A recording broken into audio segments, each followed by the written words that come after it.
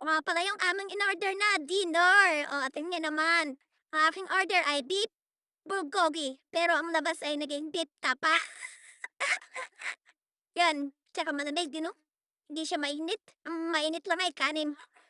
Oo. Tapos ang order pa namin ay buffalo wings, pero fried chicken lang naman yan. Tsaka yan, hindi pa fried. Ano sila sa pagkain di sila gaanong di ko bet yung pagkain nila.